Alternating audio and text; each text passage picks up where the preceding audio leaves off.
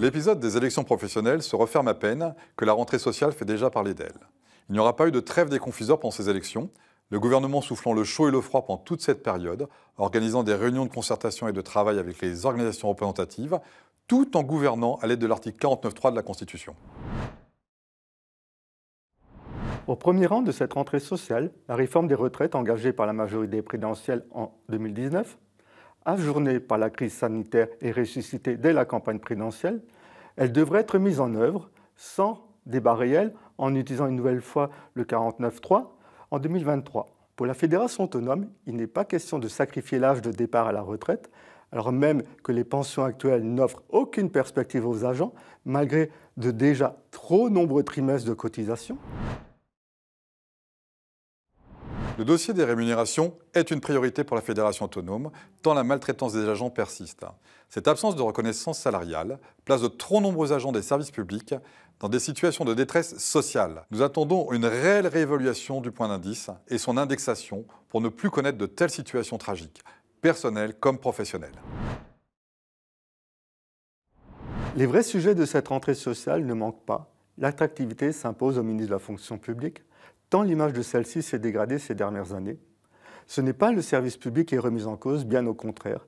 Il est plébiscité et envié bien au-delà de nos frontières, mais la difficulté de recruter a fait place à une désaffection. Mal payé, sans perspective, corvéable, retraite de misère, tels sont les qualificatifs utilisés pour décrire ce qui était, il y a encore quelques décennies, la voie royale pour un jeune en recherche d'emploi.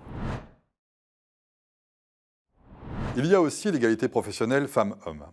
Là où la fonction publique aurait dû s'afficher en modèle, elle véhicule encore de trop nombreux stéréotypes d'inégalité professionnelle. Elle doit faire face à la réalité des violences sexuelles et sexistes.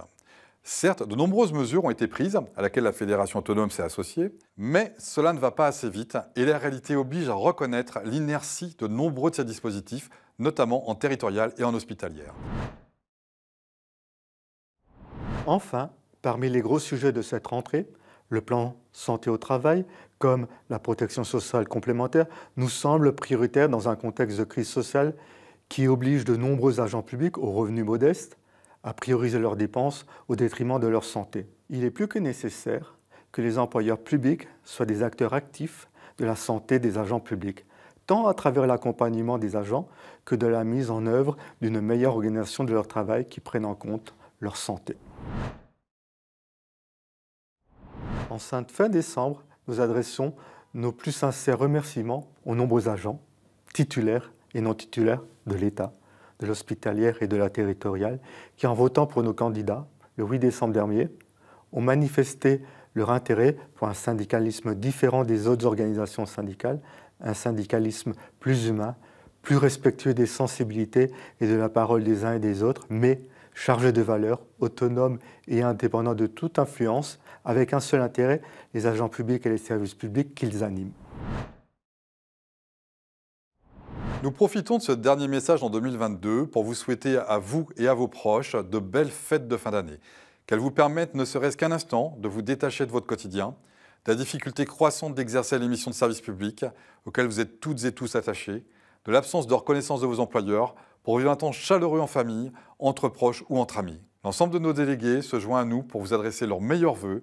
Ils restent à votre disposition pour vous accompagner en métropole comme en outre-mer. Bonne fête à toutes et à tous.